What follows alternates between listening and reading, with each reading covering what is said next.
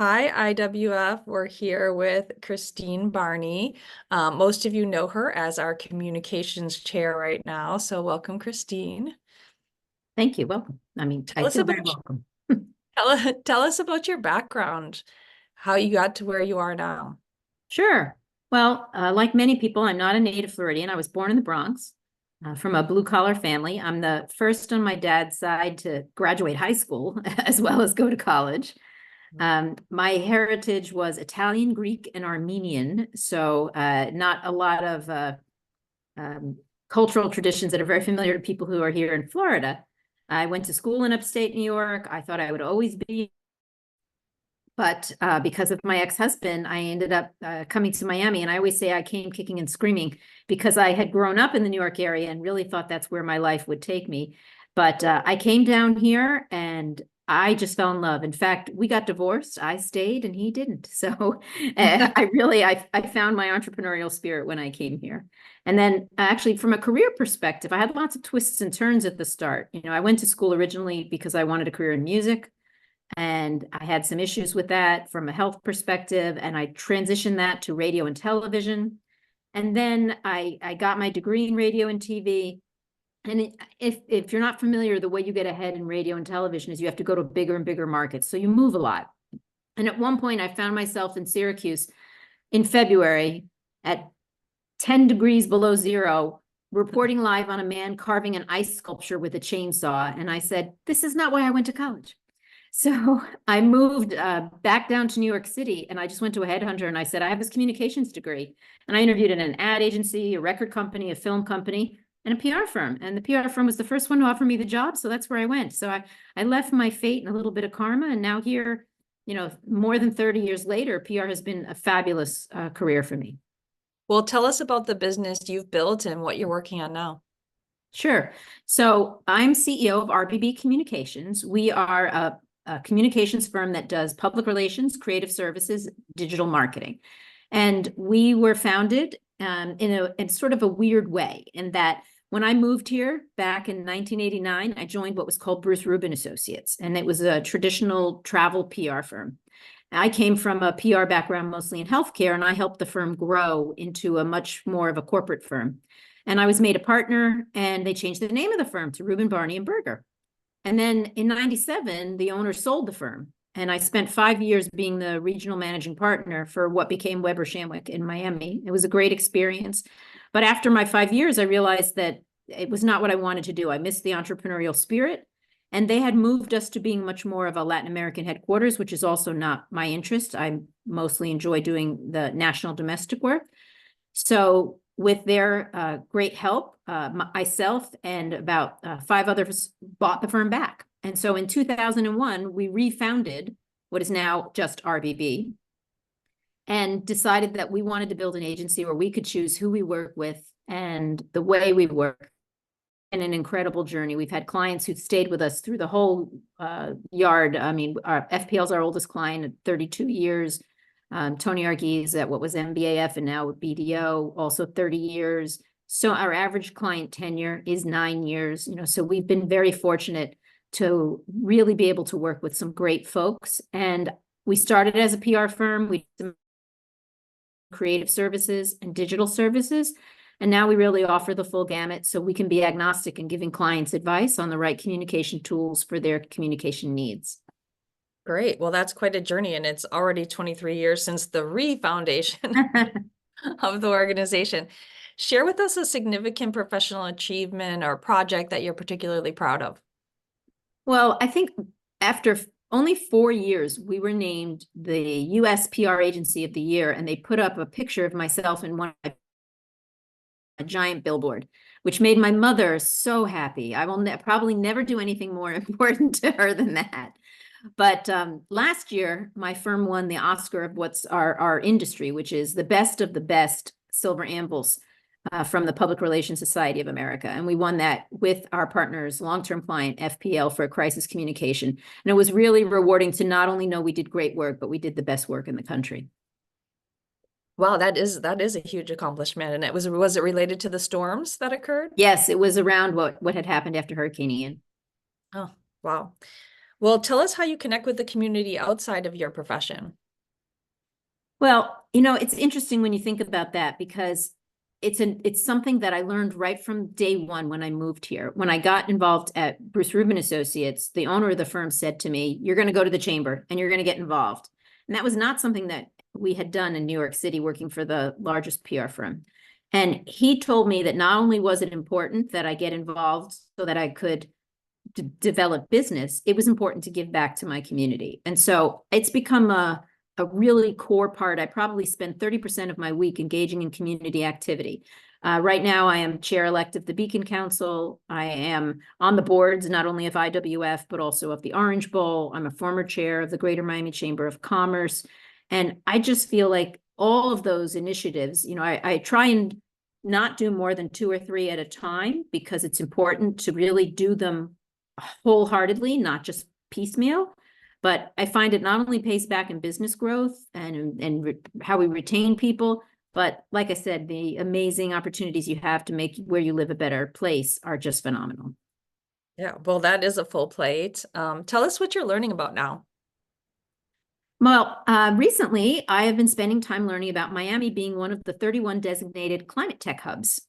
And as part of working with the county to ensure that businesses understand that we have this unique designation and it's designed to attract more businesses to come to Miami to set up businesses and to help those who start up here scale. So my firm is actually the 5th largest in the country for energy. And so we've always had an interest in energy, but this particular emphasis on resilience and climate tech is a new area for me because it's a lot more techy than sort of just the communication side. But I've really enjoyed working with some amazing people who are based here who are already doing some amazing things. Oh, great. Do you have a mentor or role model that has had a significant impact on you? I would say, again, going back to it was Bruce Rubin. He was the founder who pushed me to take leaps I wouldn't have thought of. When I first, as I said, I moved down here, I was barely, 26 years old, and he wasn't doing healthcare. I pitched a healthcare account and won it. And he said, "Well, then you're going to run it." And so I did. And after only 2 years, he came to me one day and he said, "You're going to become a partner and you're going to buy these shares. And this is how it works." And I said, "All right, I will." I didn't have to ask. He was always there to push. And he also said something that I still use to this day, which is, there are actually 2 of his quotes that people hear me say all the time. One is, "This is the business we chose," that line from The Godfather. When you get frustrated because things aren't working the way you want them to, you have to remember that in a service business, it's just that service, and you're not always going to be taken for, your advice is not always going to be taken. And then the second thing is that if it's worth doing right now. Don't put things off until tomorrow. Well, my next question was going to be, what's the best advice you ever received? Is that the best advice you received, or you have different advice that you give to? The best advice I'd ever received was probably more related to my family, which is sleep when the baby sleeps and forget about the laundry. Because after having, being a CEO and running a career, it was that work-life blend component was probably the most challenging. And so when I think about advice, I often scroll back to, you have to sleep when the baby sleeps. You have to do things when they need to be done. Yeah, that is good advice. Tell us about a fact about you that we cannot find on the internet. Well, let me think. I guess that maybe this is a cheat a little bit in that, what you don't really see about me as much is that I am a complete Christmas fanatic. But if you do search me on YouTube, you will find some videos of the Christmas craziness that I do. And what that is starting pretty much all year round, I collect ornaments, but it starts in July when the Hallmark ornaments come out. And I start planning for my decorating. And then in October, I begin the decorating process, which takes me 6 to 8 weeks. Last year, I put up 15 trees. They're various themes. And every other year I have a big party and I invite everyone to come and see all the craziness, how my house is completely Christmas. My grandkids think I live in the North Pole. So 15 trees in your house? In my house, yes. One of them is outside. So. Wow. That is an interesting fact. Tell us what book, podcast, or television show you're recommending now. I think I don't know if this is it's not really a television show or a podcast. It was a one-man show. It was on Broadway, and then I saw a taped version of it. Several people sent it to me, and it was a comedian that I had never heard of called Alex Edelman.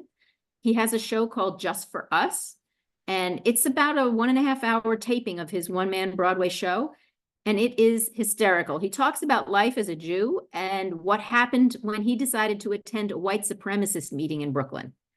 And that is a premise that I don't think anyone could have imagined, but he's very clever, and he really goes to great extremes to show the impact of the differences that we have in today's society. I haven't heard of that, so I'm gonna have to look it up. Alex Edelman, Just for Us. I wrote it down already. What is the book you've gifted most often? The only book on my desk for basically my entire career, because I read a lot of marketing books and then I donate them and put them in the office library. But there's one that's always on my desk. It's written by Robert Sutton, and it's called The No Assholes Rule. And it's about the importance of not allowing jerks in your workplace, either as clients or colleagues, not only from a mental health perspective, but from a business success perspective, what the drain is on your business profitability by allowing jerks to rule your workplace. Okay, a couple of last fun questions. What's the most exciting adventure that you've had outside of your career? Outside of my career. As I mentioned, my 3 kids are very spread out. So I decided to start traveling. My husband and I used to joke we'd travel when we were 50, but when we were 50, we still had 5-year-olds. So I said, well, we can't wait. We have to start. So we started taking trips like 3 weeks in Japan or going to the jungles of Costa Rica. And I have never checked a bag in 20 years because flexibility is so important to be able to, especially when you're traveling with kids and flights get delayed and whatnot. And really, all of those adventures with the family were the best times ever. This is my first year as an empty nester. And, it's been a struggle for me to not have those anchor points of knowing that we're going to get those guaranteed family trips. Yeah. Okay, last fun question. If you were in charge of the playlist, what song would play next? A song I'm listening to right now that I think is kind of fun is called This Too Shall Pass by a group called OK Go. And what's fun about it is they use the Notre Dame band in their video. And I'm on the Orange Bowl committee, and, we talk a lot about the pageantry and fun of football. And it's a pop song, but it has the Notre Dame band in their full regalia. And so it just pumps me up every time I see it or hear it. That's great. I'm going to look it up. Well, thanks for being here. It was good to connect with you. Hopefully I'll see you soon. Thank you very much. Take care.